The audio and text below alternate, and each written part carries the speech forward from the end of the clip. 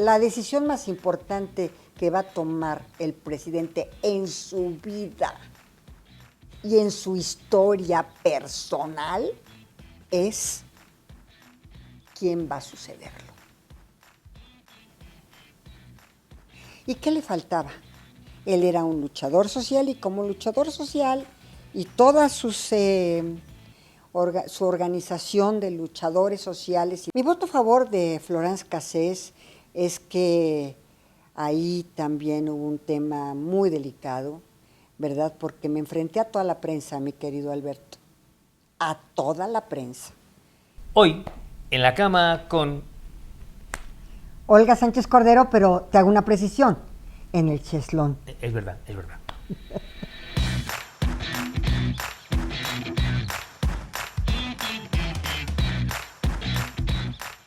Ministra de la Corte, presidenta del Senado, secretaria de Gobernación, se convirtió en la segunda persona más importante del país, más relevante, y hoy tengo la enorme suerte de tener en la cama con Olga Sánchez Cordero. Olga, ¿cómo estás? Me da muchísimo gusto, de verdad, esta entrevista, mi querido Alberto, porque yo te he seguido durante muchísimos años y te he visto ser el corresponsal en muchas guerras. Eres un auténtico guerrero, como profesional y como corresponsal y como periodista. Así que para mí esto es un verdadero placer estar contigo. Pues igualmente, Olga. Y yo quería empezar preguntándote lo siguiente.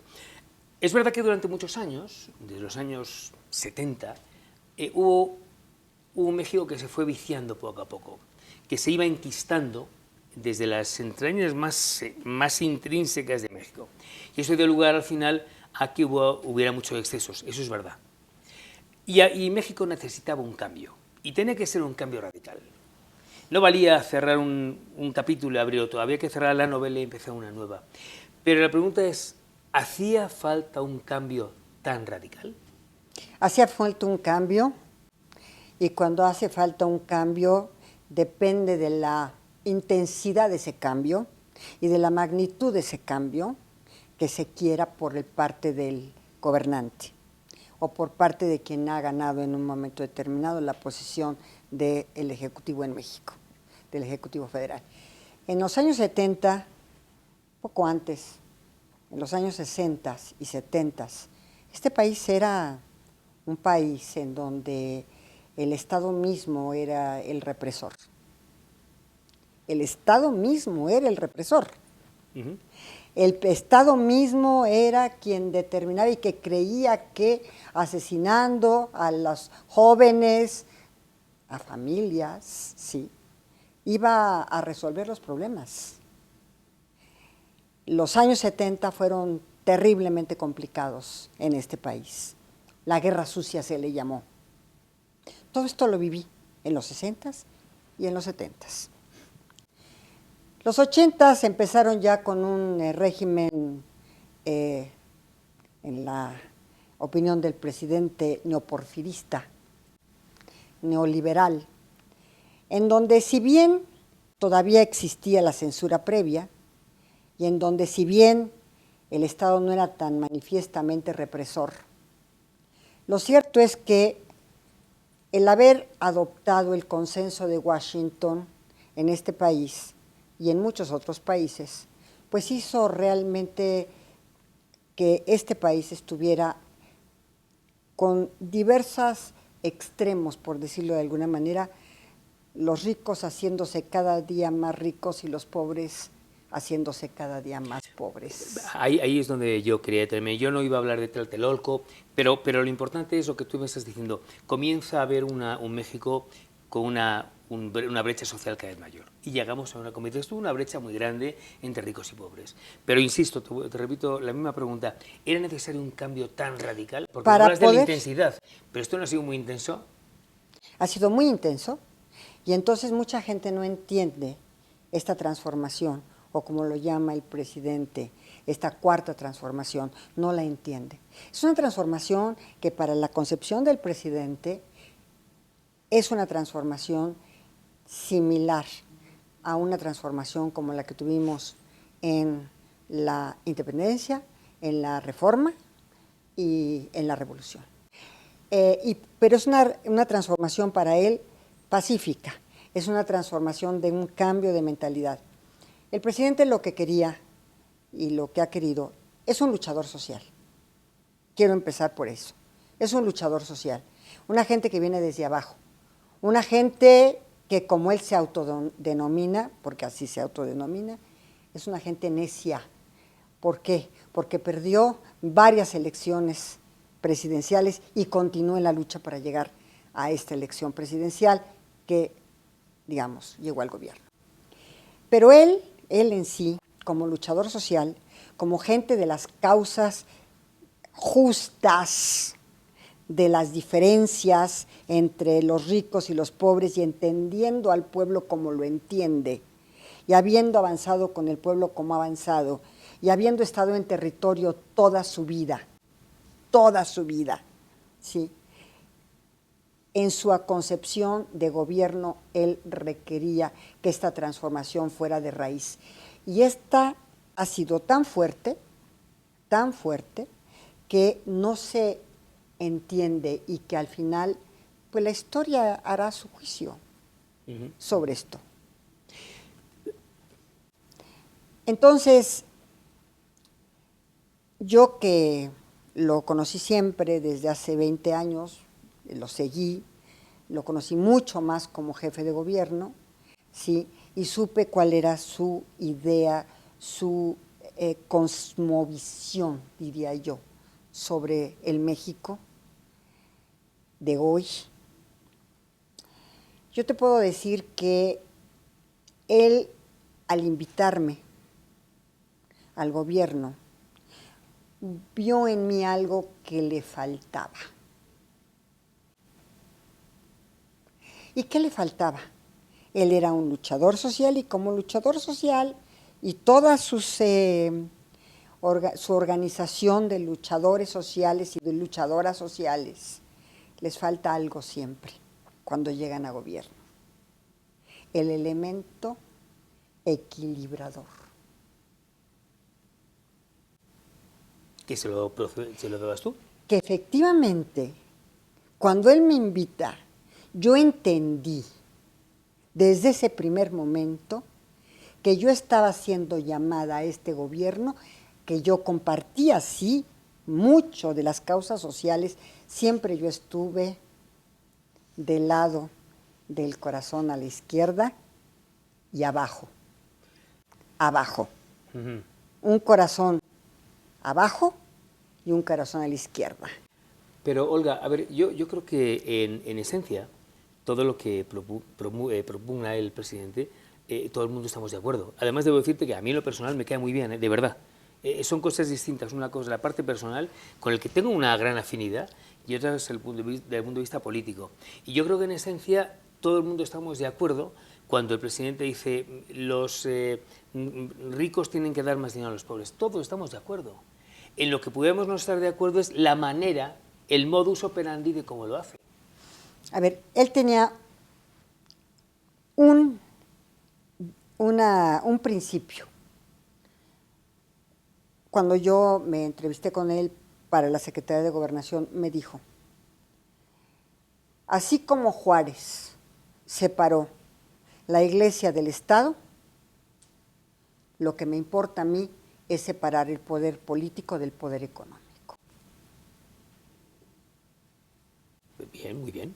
Entonces, el método que ha llevado a cabo, pues a mí en lo personal, y sí he tenido diferencias con él, desde luego, no me convence en su totalidad la confrontación permanente, porque yo creo que podemos avanzar a una transformación, aunque las estructuras de una transformación, porque lo platiqué con él, requieren, ¿qué te diré?, mover en una forma más, yo diría, más estrujante a la sociedad, no quedar en una transformación aterciopelada, sino que realmente esta transformación fuera sobre las mismísimas estructuras del Estado.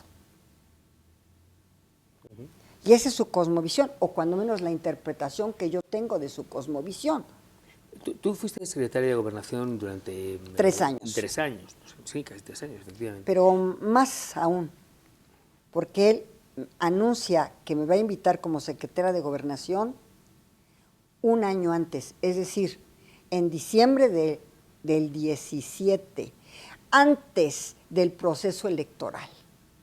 Él llega al proceso electoral con un equipo de trabajo, Alfonso Romo, entre otras cosas, varios, Marcelo Ebrard, en fin, llega dando un mensaje a la ciudadanía de que si bien va la transformación, también tiene, digamos, un equipo equilibrador de otros, muchos de su mismo grupo, que eran un tanto más, ¿cómo le podría decir? De romper estructuras y paradigmas y más radicalmente en sus actuaciones y en sus actividades. No, y además es verdad que había gente muy ecléctica como tú, como Ebrard, como una serie de personas más muy potentes, ¿no? Desde el punto de vista intelectual. Pero, ¿por qué dejas la Secretaría de Gobernación? Dejo la Secretaría de Gobernación porque él me dice lo siguiente. Me dice, quiero traerme a mi amigo Adán Augusto a la Secretaría de Gobernación, y textual me dice, a un secretario de Gobernación a la antigüita, pero yo no quiero que usted se vaya del gabinete. Yo quiero que usted me diga en qué secretaría, me dio 2 o 3 opciones, en qué secretaría le gustaría continuar con nosotros en el gabinete, y que usted, por ejemplo, que tiene muy buena relación con Tatiana, que tiene muy buena relación con Marcelo Ebrard, pudieran hacer una triada, ¿verdad? Para, por ejemplo, empezar a hacer un proyecto de traerse todas las empresas que están en Asia, en fin, aquí a México, y poder detonar empleo, inversión, en fin, todo esto. Yo en ese momento le dije, presidente, muchísimas gracias por la invitación, pero la realidad de las cosas es que desde el principio yo le dije que quería ser senadora de la República.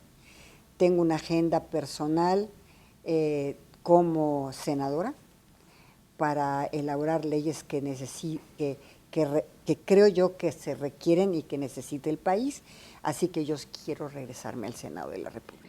Bueno, Olga, y cuando dices que tú no querías ser una secretaria de la antigüita, ¿a qué te referías? Bueno, yo no quería ser una secretaria, lo antiguito fue lo que dijo el presidente. Yo no quería ser una secretaria de Gobernación como habrían sido los secretarios de Gobernación anteriores a mi persona. Ni los anteriores muy recientes, ni los anteriores lejanos.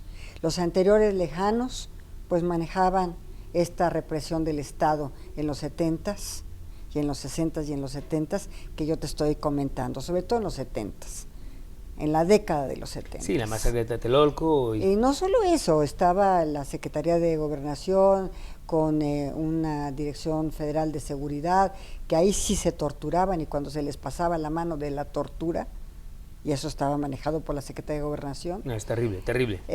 Pues fallecía la persona. Claro, pero terrible. En esta otra etapa, en la etapa más reciente, tampoco quería yo ser una secretaria de Gobernación que, por ejemplo, le pidiera la renuncia a 11 gobernadores electos popularmente, como lo hizo en un momento dado uno de los presidentes de la República no tan alejado. Yo quería respetar quería realmente respetar los derechos humanos, las instituciones del Estado mexicano, a los gobernadores, tener la mejor relación con los gobernadores, la mejor relación con los gobernadores, darles a cada uno su lugar, su posición, respetar la responsabilidad que ellos tenían y avanzar con ellos hacia esta transformación que el presidente quería. Por eso tu voto a favor para poder liberar a Florence Cassés. Mi voto a favor de Florence Cassés es que ahí también hubo un tema muy delicado, ¿verdad? Porque me enfrenté a toda la prensa, mi querido Alberto, a toda la prensa. Y me enfrenté a la prensa porque se había contado una historia muy diferente a la realidad. Se había contado una historia de una mujer, curiosamente, todos los atributos de Florence jugaban en su contra, estigmatizándola. Fíjate, de una mujer extranjera, francesa, de una mujer bonita, joven, guapa, y que venía a secuestrar, a ser secuestradora, o a incluirse en una banda de secuestradores y de malosos, ¿verdad?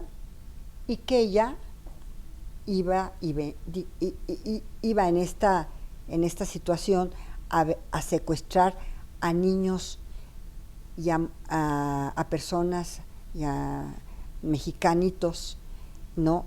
Morenitos, a un niño, ¿verdad?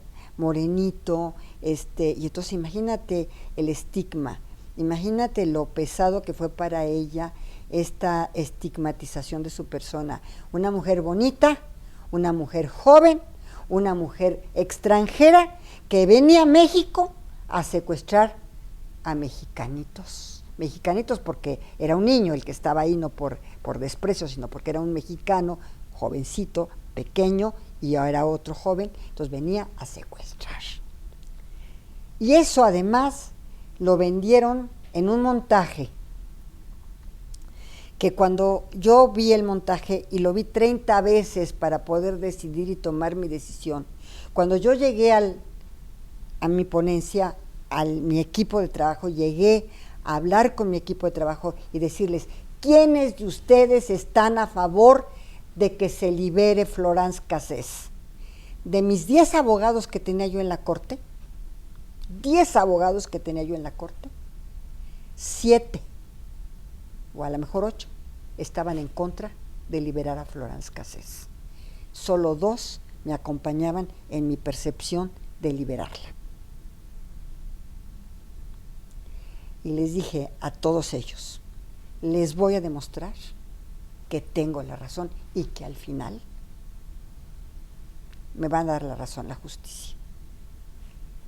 Me recuerda a la obra de teatro, la de 12 hombres sin piedad, ¿eh? Muy parecida. Sabes que en tu caso fue real. Oye, Olga, ¿qué le debes a la 4T? Le debo una experiencia maravillosa que no habría tenido la oportunidad de vivir. Porque mira, Alberto, yo fui primero notaria pública, 10 años, magistrada del Tribunal Superior de Justicia, y 21 años ministra de la Suprema Corte de Justicia de la Nación. Después fui constituyente y la Secretaría de Gobernación. Esa oportunidad de la Secretaría de Gobernación nunca la hubiera vivido ni en sueños, ni en mi más remota idea de mi vida, si no ha sido porque el presidente me invitó a vivirla. Pero yo no te preguntaba por el presidente, Mi experiencia. por la 4T. Mi experiencia, la experiencia. La 4T me ha dado mucha experiencia, porque me dio, por ejemplo, la oportunidad de ver transformar a las instituciones del Estado, me dio la oportunidad de ver cómo se manejaban los diversos actores políticos, sociales, muchos sociales, organizaciones sociales, y cómo se manejaban los gobernadores políticamente en cada uno de sus estados, cómo el país estaba regionalizado y no era lo mismo vivir en un estado que en otro, aun cuando fueran colindantes, cómo había gobernadores que hacían bien su trabajo y cómo otros no lo hacían bien, en materia de seguridad, por ejemplo, o en materia de desarrollo económico o de desarrollo del empleo. Y me dio una gran oportunidad de ver los cambios. México no va a ser igual, no va a ser otro a partir del presidente López Obrador. La gente está más... ¿A mejor o a peor? A ver, la gente está más politizada, mucho más politizada. La gente conoce más sus derechos. Lo grave es que muchos de ellos no conocen sus obligaciones. Sí, pero a mejor o a peor, Olga. O a distinto. A ver, ¿por qué no le ponemos la palabra distinto? Bien. A lo mejor mejor. Mejor para un sector de la población que nunca se volteó a ver. Mucho mejor para ellos. La respuesta es sí. Bueno, por ejemplo, una de las cosas en las que yo comulgo mucho con el presidente es sobre todo que finalmente alguien le dio la voz a los pueblos indígenas, cuando no es una cifra menor los que hay aquí en México, son muchos. Pero por supuesto, son y millones. Y efectivamente, antes nada y los indígenas eran lo mismo, ¿no? Hoy no, hoy la cosa ha cambiado, hoy tienen voz y tienen voto. Entonces, esa es una de las cosas. Sí, yo ahí estoy de acuerdo contigo. Y además se lo aplaudo siempre al presidente. Y además otra cosa, yo creo que visibilizó a esta población enorme, enorme. ¿Por qué ganó? Porque tenía una población enorme que había sido invisibilizada y que vio en él la posibilidad, cuando menos en este momento, y única, porque no la tuvo antes, de ser visibilizados y que los voltearan a ver en sus necesidades reales y en su situación real. En ese tema de justicia social, difería yo con el presidente de algunas otras cosas, en el tema del feminismo. Te iba a preguntar ahora por eso. Diferí, porque él, la teoría marxista, siempre estuvo del lado de la injusticia social, de las clases sociales, de la diferencia de clases, de la opresión a estas clases, sí, pero en general la clase social, en general la injusticia, en general las causas sociales y justas. Pero nunca, nunca el marxismo hizo la diferencia entre estas estructuras de clases sociales y, digamos, la población más vulnerable aún, dentro de la vulnerable, que eran las mujeres. La más discriminada, la más débil, no en el sentido de debilidad, la más débil por falta de oportunidades en todos sentidos.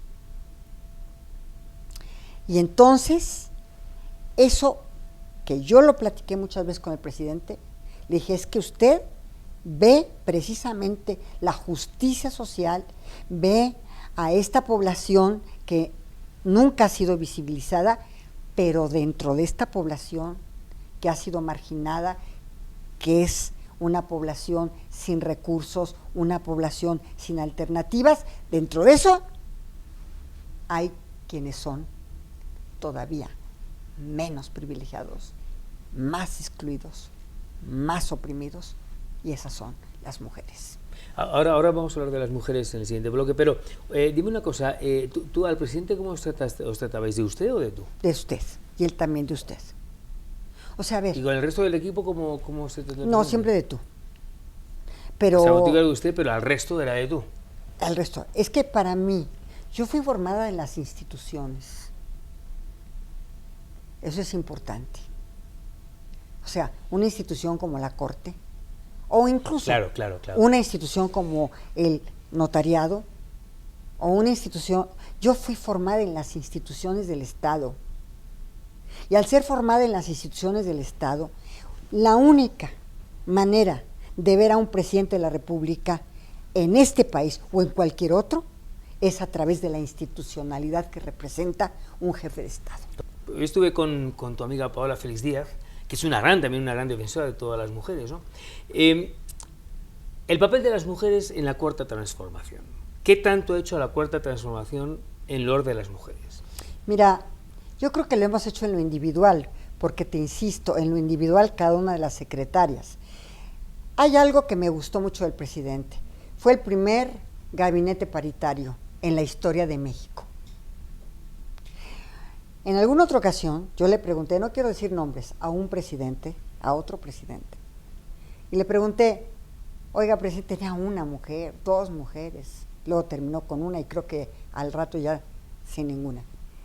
Le dije, oiga, presidente, ¿y cuándo vamos a tener un gabinete paritario? Y su respuesta fue muy sencilla, ya vendrán otros presidentes. Conmigo no cuenten, ¿eh?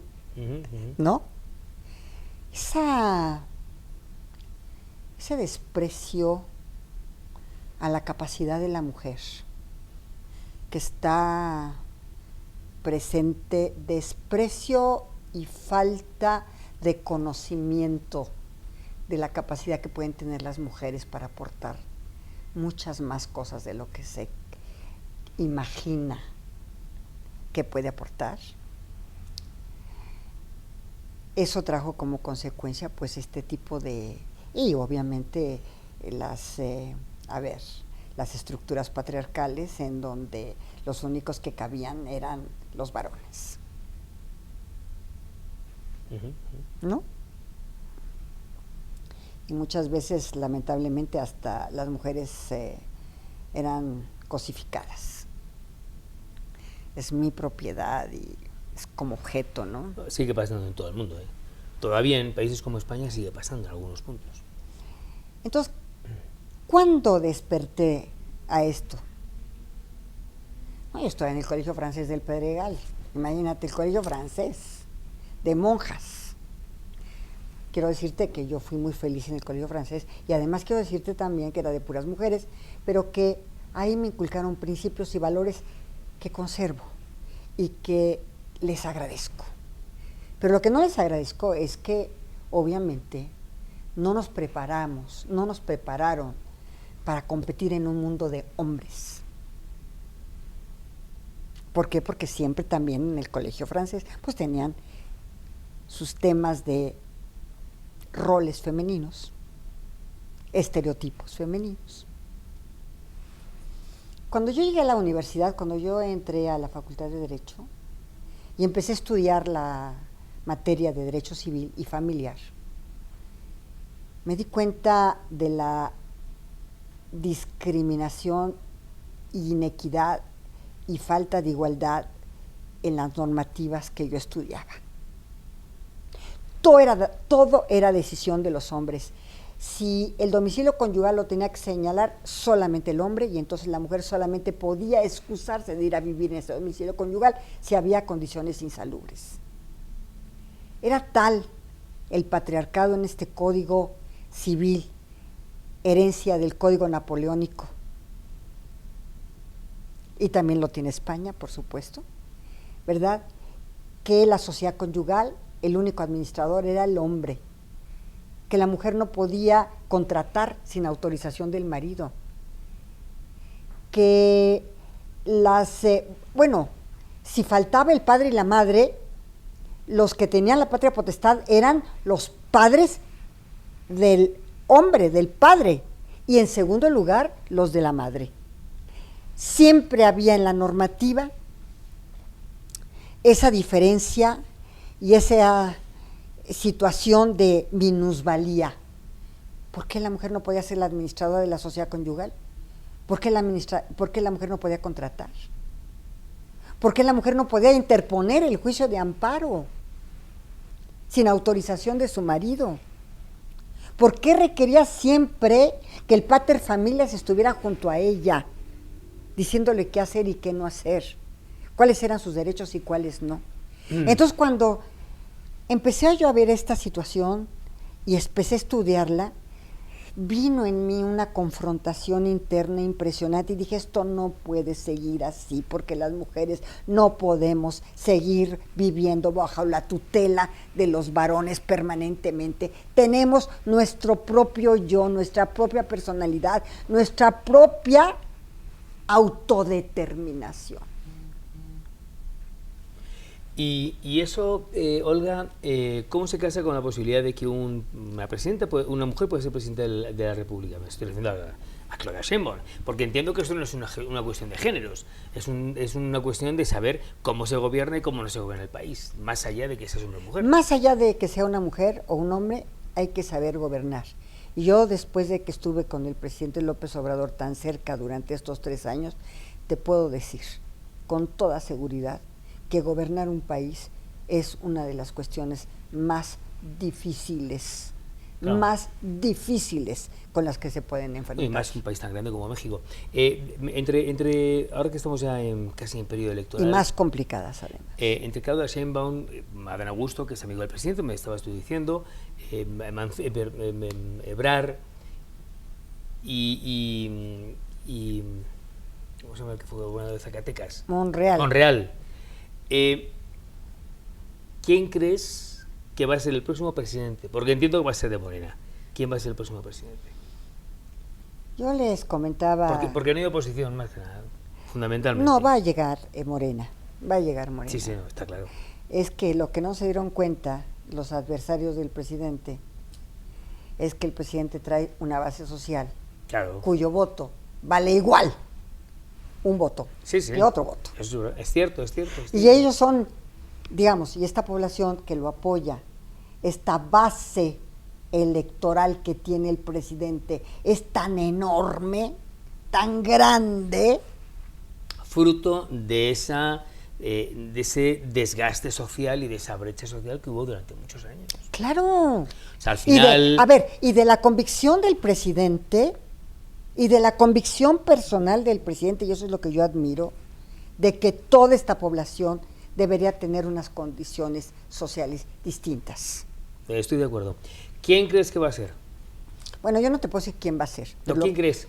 No quién va a ser. No, pero lo que ni sí tú te ni puedo yo decir... somos Walter Mercado, tampoco. ¿pero quién crees? No, a ver, te voy a dar la respuesta que el otro día di a varias personas que me preguntaron, no en medios de comunicación, no, ni tampoco en entrevistas, pero que me estuvieron preguntando. Y les dije, la decisión más importante que va a tomar el presidente en su vida y en su historia personal es quién va a sucederlo. ¿Habrá continuidad? Y ese es el tema. Ese es el tema. Porque una cuarta transformación como la está realizando, como la concibió y como la está realizando el presidente, no se acaba de construir en 6 años. Requiere mucho más tiempo. Es de largo alcance y requiere quien le garantice la continuidad. Pero también, que eso es importante, quien no llegue a cuestionar su gobierno y ese cuestionamiento de gobierno en un momento determinado es decirle no hay continuidad. O es... ¿Crees que...? Ahora, me dicen, es que el presidente no se va a meter, que el presidente va a dejar que las encuestas decidan, las encuestas del partido, no las encuestas del partido. ¿Quién va a decidir? Va a ser las encuestas del partido. Y yo le contesté, hasta esa decisión será la más importante de su vida. Hasta esa decisión. Morena... O sea, hasta esa decisión decidan las encuestas, pues. ¿Morena y la Cuarta Transformación podrían vivir sin el presidente de la República? Sin el presidente bueno, a ver. ¿O es el presidente López Obrador el que realmente, si él no estuviera, no podría existir Morena y la Cuarta Transformación? Bueno, a ver, es la concepción del presidente de la República la Cuarta Transformación y de toda la... digamos, y de todas las gentes y de toda la población que está en esa misma cosmovisión y tesitura, la respuesta es el líder es él. ¿Y eso en qué se traduce? El que se traduce que él necesita que se le garantice la continuidad de su política, de su cosmovisión y de su transformación. Olga, hay un tema que es cordial en este país, que es la mañanera. Yo he ido 3 veces, además me lo he pasado muy bien. El formato de la mañanera me gusta porque además es una especie de libertad para mí. La gente me pregunta, si a mí me dicen que tengo que preguntar, la verdad es que jamás. Yo he preguntado lo que quería, nunca me han cuestionado sobre eso.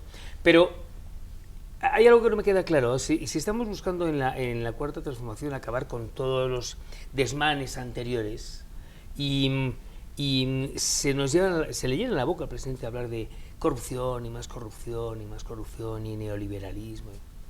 ¿No hay corrupción en la 4T? Mira, yo no he detectado,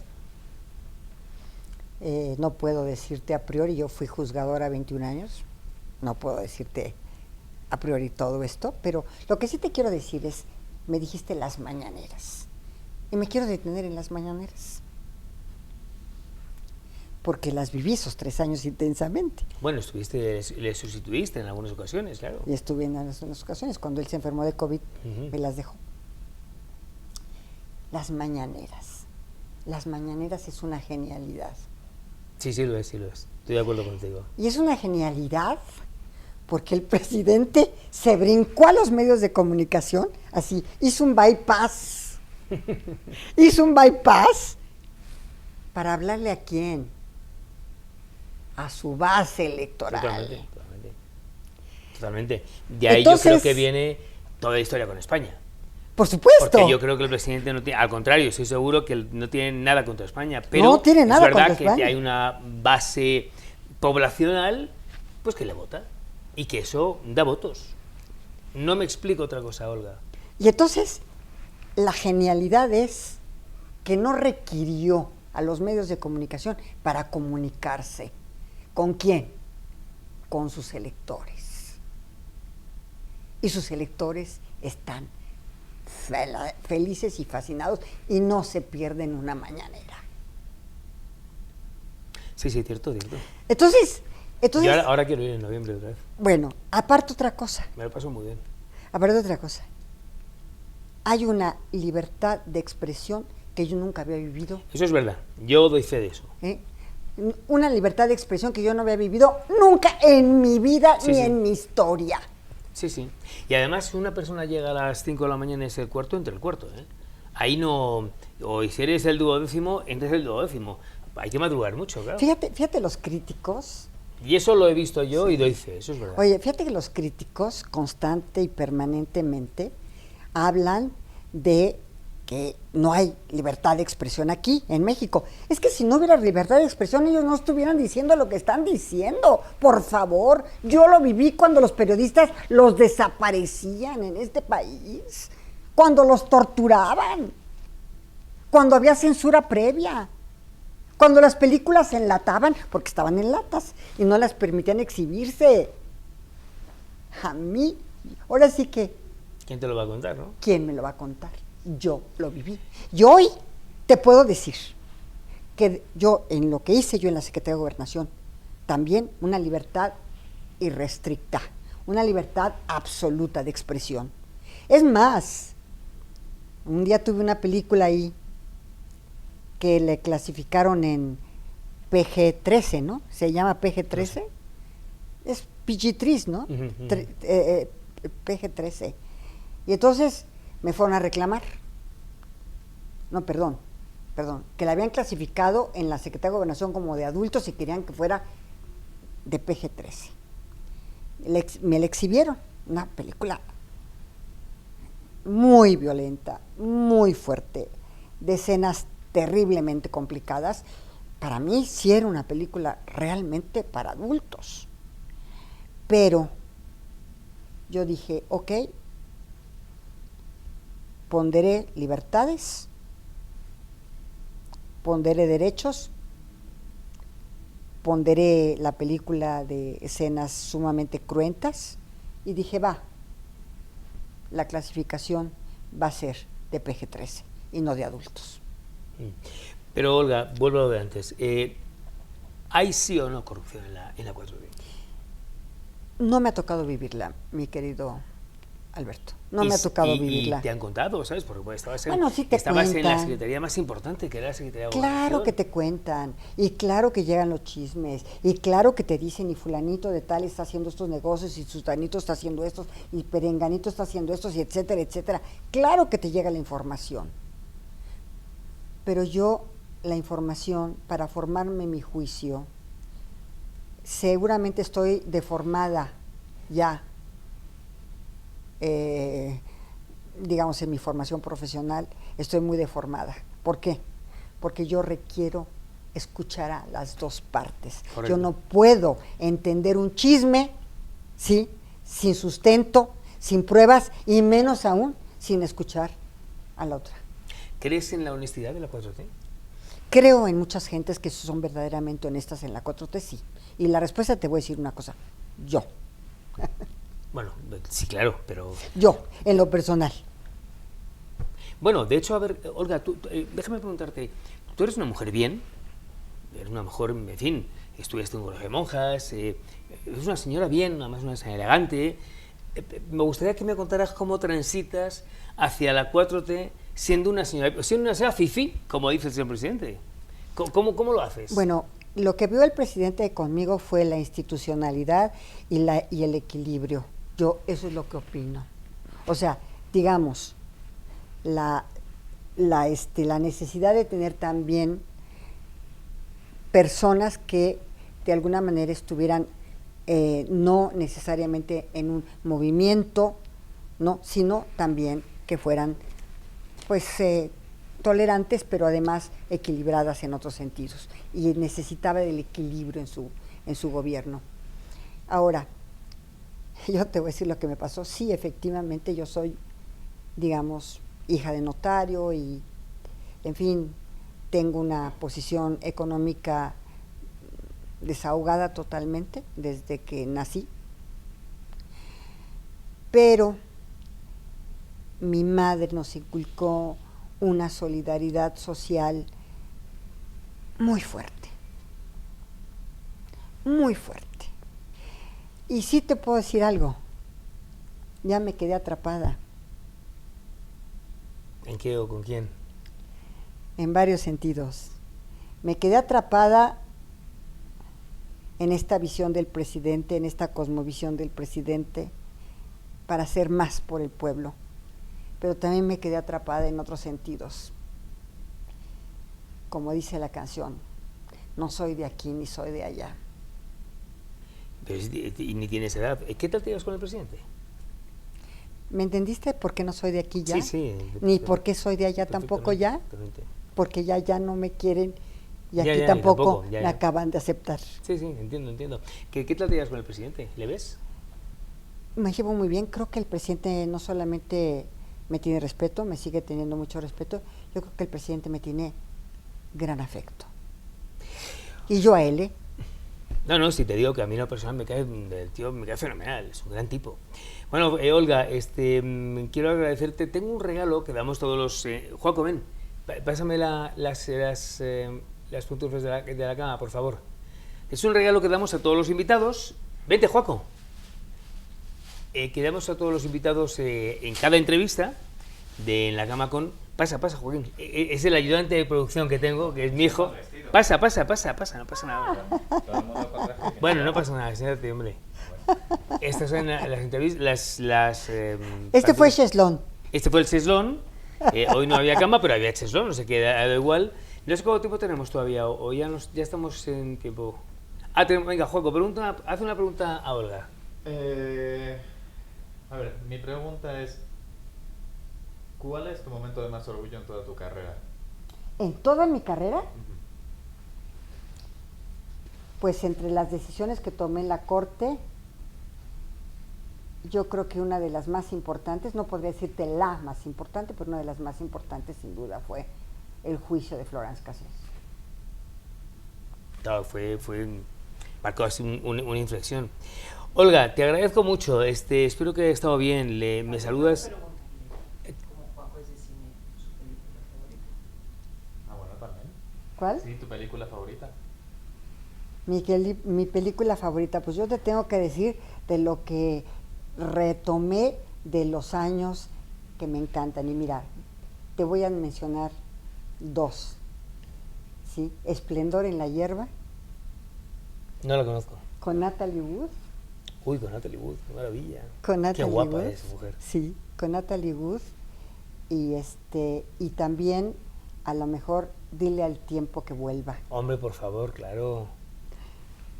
Hermosas las dos, muy buenas películas. Sabes que las estoy regresando a ver, las películas que vi. Estoy regresando a ver las películas que vi cuando yo era adolescente y joven. Pues esas son. Las Porque mejores. recordar es casi vivir permanentemente, ¿no? Olga, muchas gracias. Ha sido un placer tenerte hoy en la cama con Alberto Peláez. Espero verte pronto, que te vaya muy bien, que tengas mucha suerte y que dentro de 2 años gane el mejor. Muchas gracias, Alberto. Yo también quisiera que ganara el mejor. Y también quisiera que las estructuras económicas en México cambiaran para bien del pueblo de México. Pues gracias Olga. Ha sido un placer poder entrevistarte. Gracias Joaco, gracias a todo el equipo. Y la semana que viene nos vemos en otra entrevista de En la Cama Con. Gracias. Por cierto, no olviden suscribirse, darle a like, darle a la campanita y dejar sus comentarios. Gracias.